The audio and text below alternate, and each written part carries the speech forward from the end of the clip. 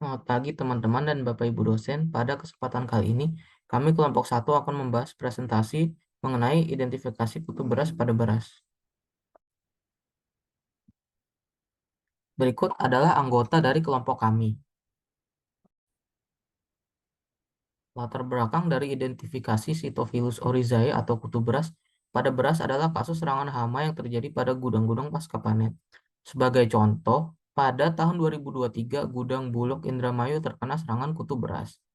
Hal ini dilaporkan oleh Pak Dani Arianto selaku Kepala Perum Bulog Cabang Indramayu. Berdasarkan keterangan Pak Dani, beras dari gudang tersebut ditemukan tidak layak konsumsi karena menggumpal. Sebagai akibatnya, beras ini ditarik dari gudang dan akan diganti dengan beras yang layak konsumsi. Rencananya, beras tersebut akan dibagikan sebagai program bantuan ketahanan pangan Bappenas. Namun, hal ini tidak dapat tercapai akibat beras tidak layak konsumsi dan belasan karung terdapat kutu beras dan sudah menjamur. Karena itu penting sekali bagi seorang rekayasa pertanian untuk mengidentifikasi kutu beras agar dapat mengenal taksonomi, morfologi, siklus hidup, serta gejala serangan kutu beras.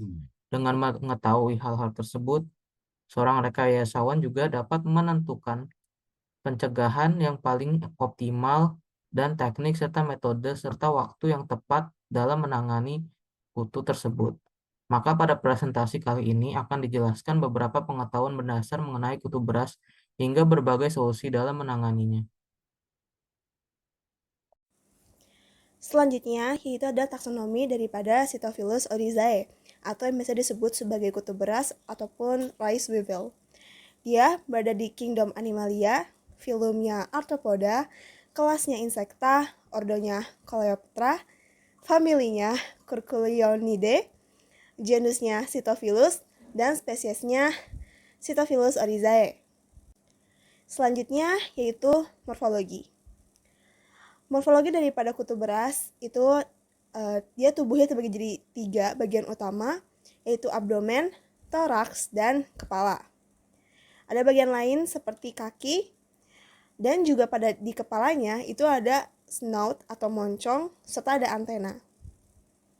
Nah, kumbang beras ini ukurannya kecil, atau kutu beras ya. Dia biasanya ukurannya sekitar 2-3 mm, warnanya coklat kemerahan hingga hitam, dengan 4 bintik kuning terang atau merah di sudut elitra.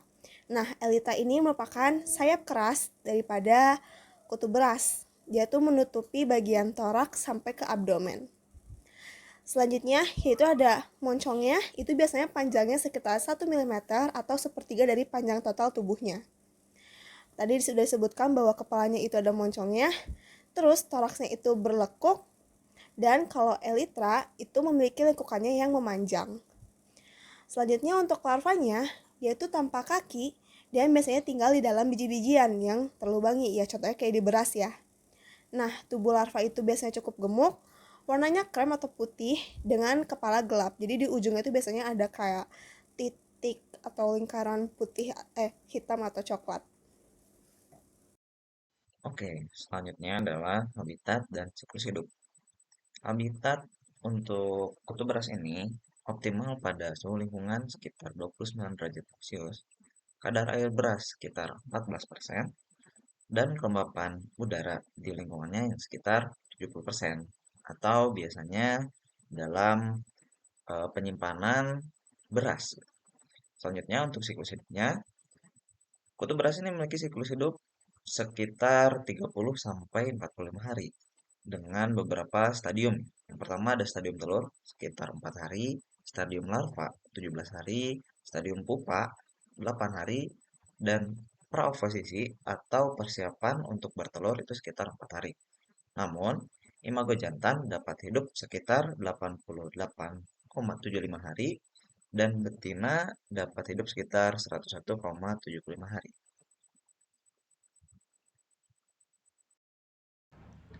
Gejala yang diakibatkan oleh kutu beras terhadap beras adalah terdapat alur putih tak beraturan seperti pada gambar di samping. Gambar A adalah gejala serangan pada beras merah, gambar B beras hitam, gambar C beras rojo lele, dan gambar D beras IR64. Kemudian beras berubah menjadi bubuk putih mengapur, berbau aneh, dan seringkali terdapat kotoran di sudut tempat penyimpanan. Selain gejala, terdapat pula kerusakan yang timbul akibat keberadaan kutu beras.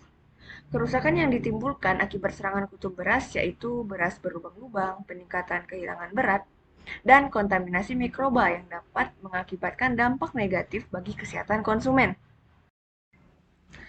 Adapun kerugian yang ditimbulkan dari serangan kutu beras adalah kerusakan produk yang dapat mengurangi nilai jual dan kualitas produk.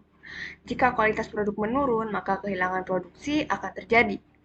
Kehilangan produksi secara langsung akan berdampak pada kerugian ekonomi. Risiko kesehatan tentu saja muncul bagi konsumen yang menggunakan beras terkontaminasi kutu beras sebagai bahan pangan. Selain itu, biaya pengendalian kutu beras, terutama dengan pestisida, akan menambah pengeluaran bagi pelaku usaha.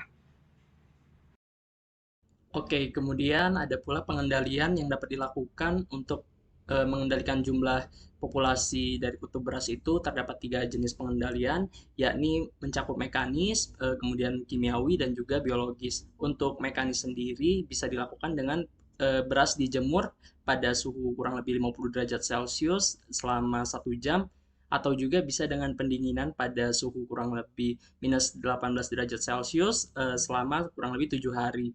Nah, kemudian kutu beras yang telah mati nanti dipisahkan dapat menggunakan mesin ataupun secara manual. Nah, untuk mengendalikan hama Sitophilus oryzae secara kimia dapat dilakukan secara fumigasi. Fumigasi bisa dilakukan dengan menggunakan campuran gas fosfin PA3 sebanyak 2% dan karbon dioksida sebanyak 98%. Merek yang digunakan yang sering digunakan adalah Fostech 56TB. Nah, ini dalam bentuk tablet ya, teman-teman. Jadi dapat ditaruh di bawah beras sebanyak 20 tablet per ton dan dari situ akan mengoksidasi aluminium bahan aktif aluminium fosfat akan mengoksidasi dan pada akhirnya mengeluarkan gas fosfin yang akan bercampur dengan bekerja sama dengan gas karbon dioksida yang ada di dalam atmosfer.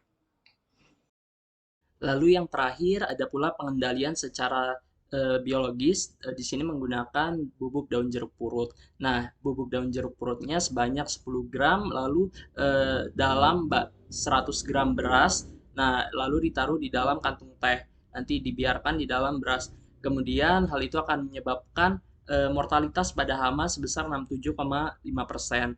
Dan juga susut bobotnya hanya berkurang sebesar 2,47% yang dilakukan oleh penelitian Yulianti dan Jatmiko pada tahun 2023.